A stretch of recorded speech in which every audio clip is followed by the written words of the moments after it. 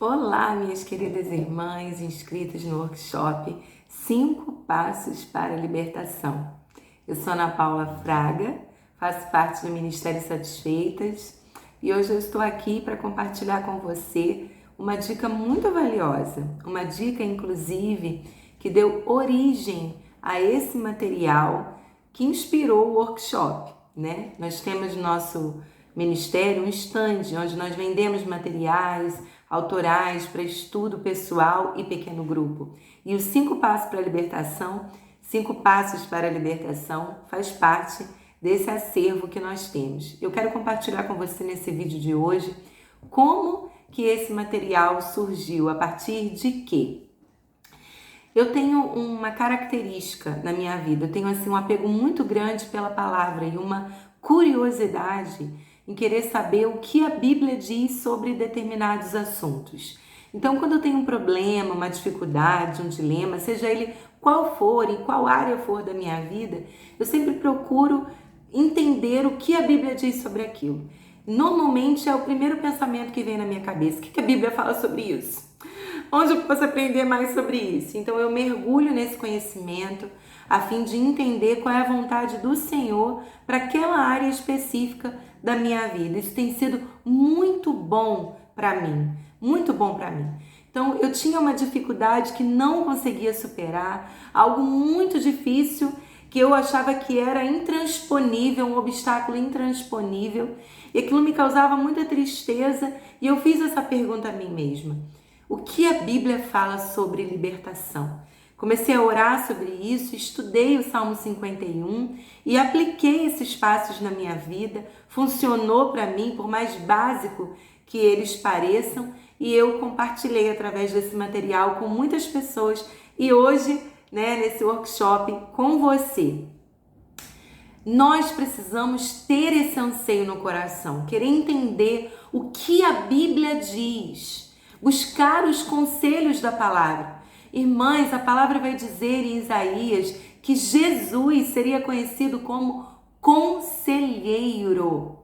Conselheiro. O Espírito Santo recebeu também esse título. Conselheiro. Por que nós insistimos em andar sozinhas? Quebrando a cabeça, tentando descobrir o que vamos fazer, se nós temos Jesus, o nosso conselheiro, lendo os evangelhos, lendo as passagens que narram sobre a vida de Jesus, nós temos conselho para a nossa vida, ouvindo o Espírito Santo, buscando um relacionamento íntimo com Ele, nós temos conselho para a nossa vida, aleluia! Você não precisa andar sozinha.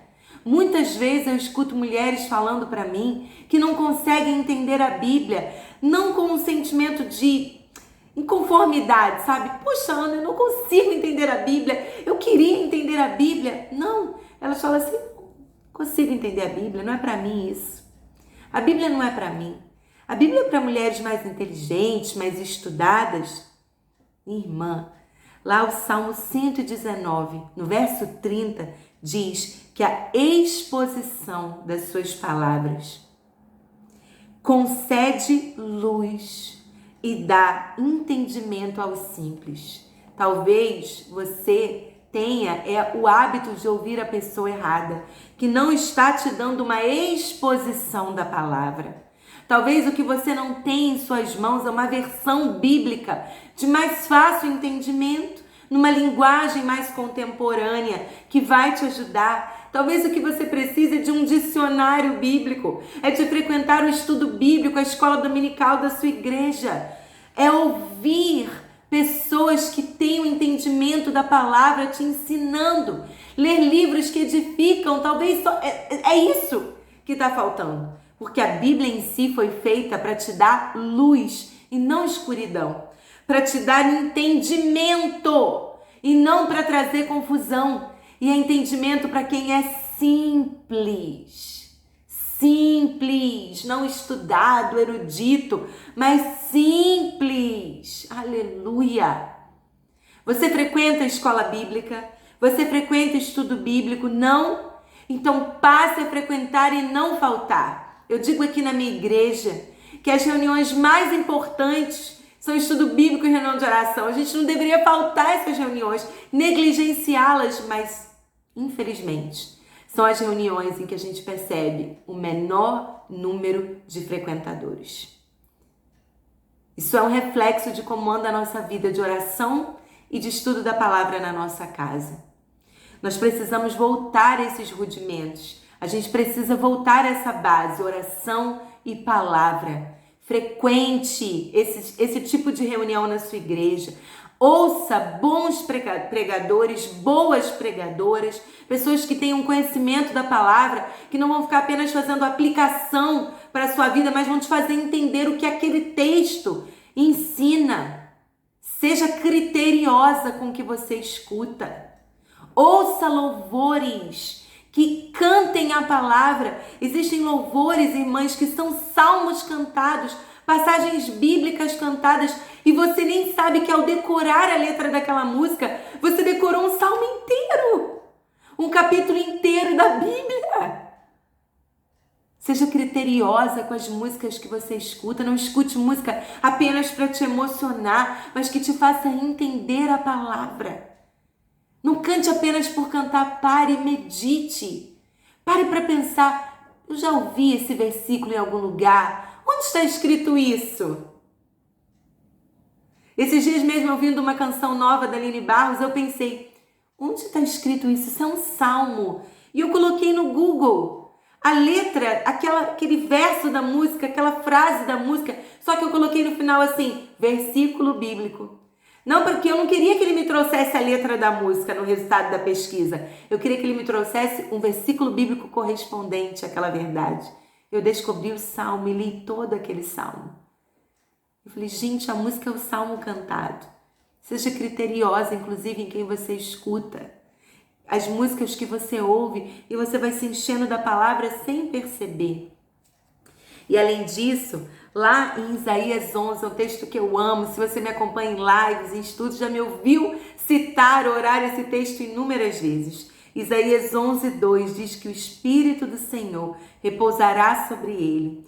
O Espírito de sabedoria e inteligência. Você não é burra. Você não é incapaz de aprender. E se fosse essa a sua condição antes de Jesus, hoje como crente você tem o Espírito Santo inteligente e sábio habitando em você para te tornar inteligente e sábia. Você é capaz de aprender, você é capaz de entender a palavra. Diz também que ele é o Espírito de conselho e de fortaleza. Pare com esse desânimo de ler a Bíblia, de aprender a palavra. Ele é um espírito de fortaleza. Ele te põe de pé, ele te dá disposição, ele te dá bom ânimo. Ele é o espírito de conhecimento e não de informação. Nós vivemos num mundo que nos enche de informação, mas que nos dá pouco conhecimento. A gente assiste um tutorial de 5 minutos e já se acha profissional naquela área. Isso é fruto dessa mentalidade atual de nos encher de informação. Conhecimento é uma informação estudada, aplicada, experimentada, leva tempo. Por isso que ele coloca antes que ele é um espírito de força, porque você vai precisar de tempo, de se aplicar, de se dedicar ao estudo, para conhecer com profundidade aquela informação, para que ela se transforme em conhecimento. Ele é o espírito de conhecimento e de temor do Senhor, para que a gente não se orgulhe, não se vanglorie, para que a gente não se esqueça que temos sim um tesouro dentro de nós, mas ele está guardado em vasos de barro, que somos nós, estruturas frágeis e limitadas, para que a gente não se esqueça que a excelência do poder vem de Deus e não de nós.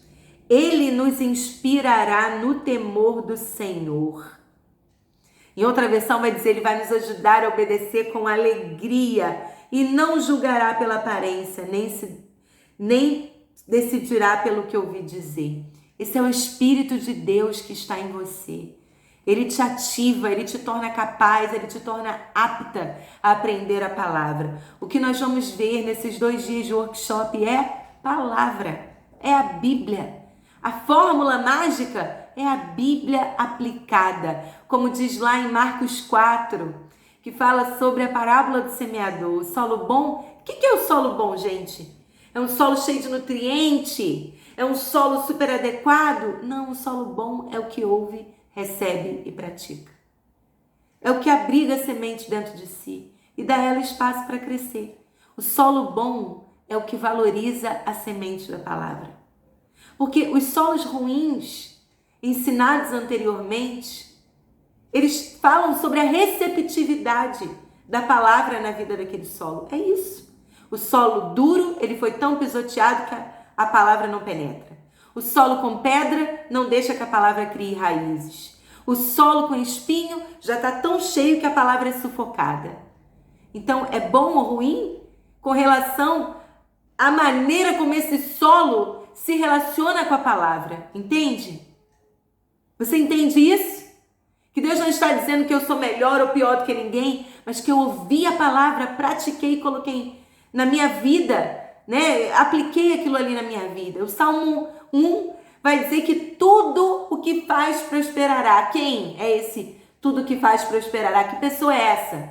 É aquela que vive de acordo com a palavra. O que você vai ver aqui no workshop é a palavra que pode ser aplicada na sua vida. É essa palavra de Marcos 4, que dá frutos em abundância. Essa palavra do Salmo 1, que faz você prosperar em todos os seus caminhos. Essa é a palavra do Salmo 128, que dá temor e faz com que sua família seja bem-sucedida. É a palavra poderosa de Deus, que gera transformação, que gera libertação. Não é, Ana Paula, o meu conhecimento, a minha própria experiência. O que eu vou compartilhar com você é a experiência da palavra aplicada na minha vida. Portanto, minha irmã, você não pode ser ignorante com relação a essa palavra. Você não pode ter dureza com relação a essa palavra. Você precisa estar com seu coração aberto para recebê-la, porque ao conhecer a verdade da palavra, ela te libertará. Essa é a fonte de libertação. A palavra aplicada na nossa vida. Quando se aplica a palavra, a libertação acontece. Que Deus te abençoe. E eu espero que as aulas que virão sejam uma bênção para você e que você entenda que é possível viver o que a palavra diz. Deus te abençoe e até a nossa aula.